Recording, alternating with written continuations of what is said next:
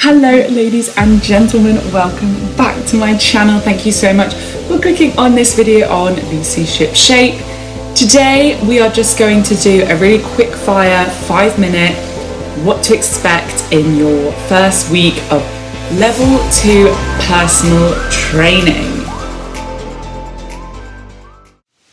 I made a promise not only to myself but to you guys, all those real long-term fans watching, that I was going to upload every Wednesday and every Saturday. So I'm keeping that promise, even if it is just going to be a little bish bash bosh of key topics, buzzwords and thoughts and feelings about this first week that I've just enjoyed of my personal training course. It is split up into level 2, level 3. I'm currently in the level 2 phase, which focuses on, in general layman's terms, it's going to be anatomy and physiology.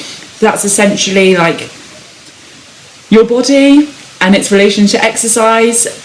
So just quick fire things like heart, lungs, muscles, bones, joints, all that really fun, exciting, like school stuff that you're like, oh, why have I done this? And then you're like, oh wait, it's because I have a passion for this old thing, and helping other people also have a passion for this old thing.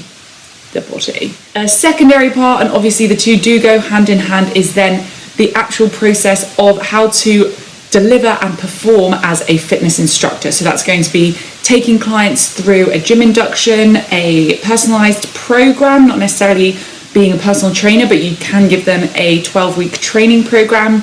That's free weights, body weight, resistance, resistance machines, pulleys, cables, free weights, barbells, dumbbells, all that fun stuff, as well as then delivering it in a way that is personable, friendly, and most importantly, safe. We want to create a safe environment as a fitness instructor. I'm not going to delve into all the different kind of ins and outs of every single topic right now. I will let you know that it is lots of books. I'm not going to show you those books, but it's a lot of them, and that covers everything you will need to know over the course. But today we're just going to be dipping straight into the big hunk of stuff that is anatomy and physiology, A and P. I am going to be referring to what I'm calling my unicorn book. Oh, it's so pretty. I got this from Paper Chase for £12, but because it was my birthday, I got £5 off. The perks of being birthed. What makes it even better as well, I have dyslexia.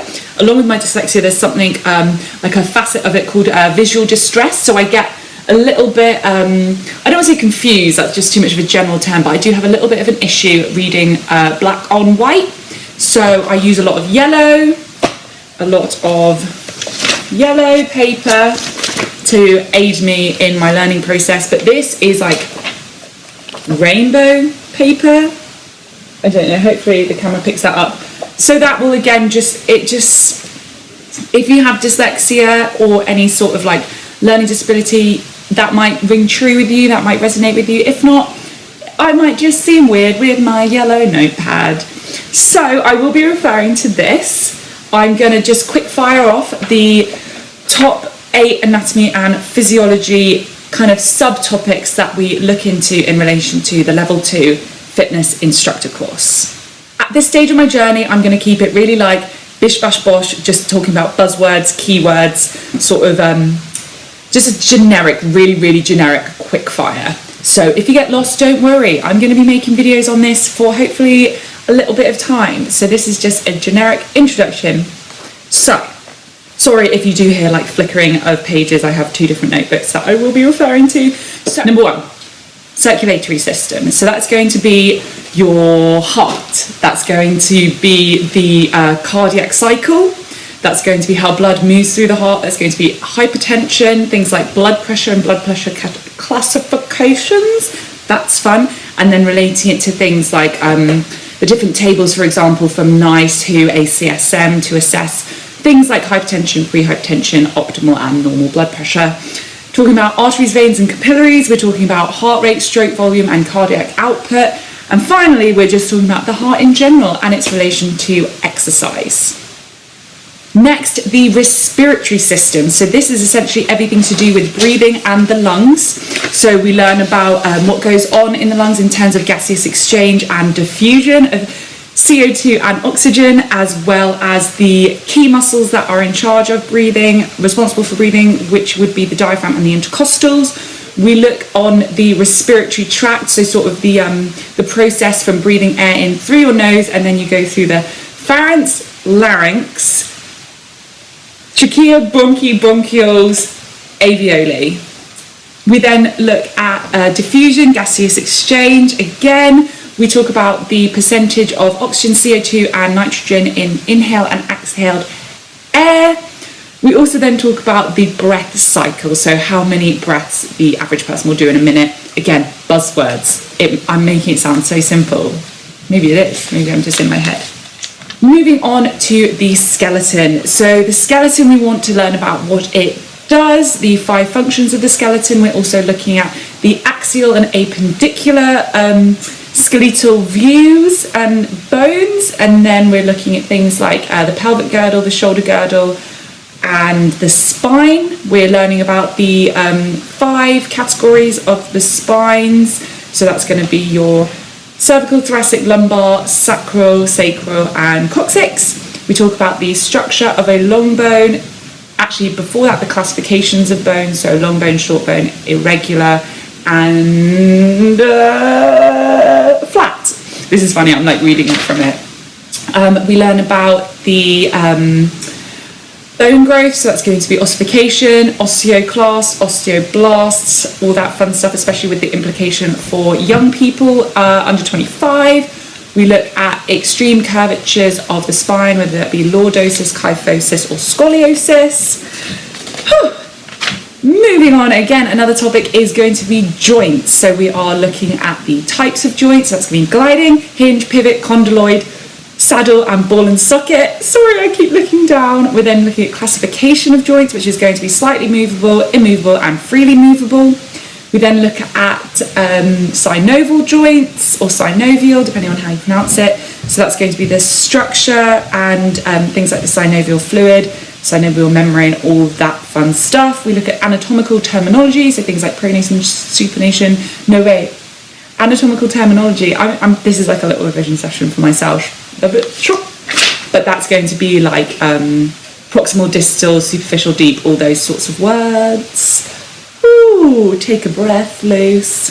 Next is the muscular system. So this is everything to do with obviously the muscles of your body and their relation to different movements. We talk about the types of muscles, which are voluntary, involuntary, and cardiac. We talk about the structure of muscles, so the fascia, the endomysium, the perimysium, and the epimysium, microfibrils, sacromeres, all that fun stuff. The function of the muscular system, the Valsalva effect, types of attachment, muscle action, DOMS, skeletal muscle fibers, type 1, type 2A, and type 2B. We talk about concentric and eccentric muscle contractions. We're getting there. Okay. Next is the digestive system, and that's going to be things like fluid intake, the time scale of the digestive system and how it goes through things like the stomach, the small intestine, the large intestine, the implications as well of things like the liver, the gallbladder, the pancreas, and then the ways that different foods we eat get broken down and all that fun stuff through the digestive system. So in the pancreas, we have the digestive enzymes that are released. So lipase for fats, amylase for carbs, trypsin for protein. We also slightly touch on the pancreas and then diabetes. And then finally, the relation of fibre and its relation to the digestive system, so things like soluble fibre and insoluble fibre. Whew, who knew we'd need to know that as a trainer, but we do. Energy systems is what we're moving on to next. So the 3 types of energy systems, so that's going to be your phosphocreatine, your lactic acid, and your aerobic system. We then look in relation to what sorts of movements and exercises utilise those things. We talk about the body's utilizations of fats, carbs, and proteins for ATP, which is used for energy. ATP is going to be adenosine triphosphate, and we talk about how when those bonds break, that is essentially what creates energy. Energy creates movement. We always have energy going on inside of us, which I think is pretty cool. We then also look at the breakdown of ATP into ADP. I quite like energy systems. I think that was quite exciting.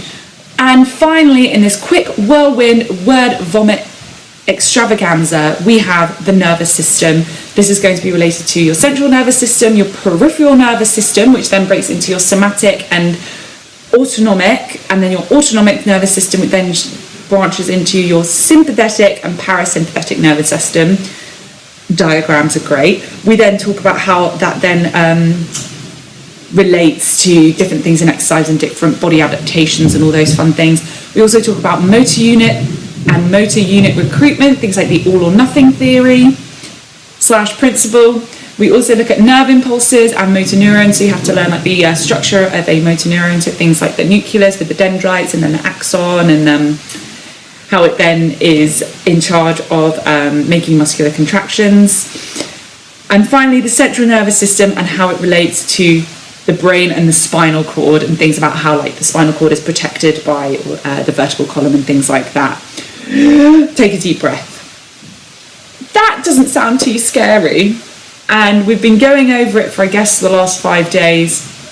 All weekend I was revising it as well, because it's one of those things that I just want to get a really strong foundation, because then you are, well, firstly growing on it in your level 3, but then also if you know this stuff and you know the body inside out, it's going to really aid you in the system and processes of every single client you get. You can just refer back to this base level knowledge. So if you've got a nice strong foundation to build upon, I think it's going to just lend itself to being the best personal trainer I can be, as well as being informed, up to date, and just sounding a little bit scientific and educated. I think that's going to be wonderful.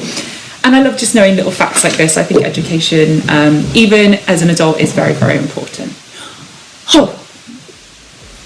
Well, thank you guys so much. I realise I'm like I'm ready to go now, bye, I've done my stuff. So that is just a really, really, really quick introduction. I will go into far, far, far more detail. I will also repeat things 3 times apparently. Thank you so much, so much for clicking on this video. Do follow along on my journey at Lucy Shippers, at Lucy Shipshape on Instagram and here on YouTube. I upload videos every Wednesday and every Saturday. Thank you so much. Have a lovely day. If you're in England, try not to die from the heat and the sweat. Bing!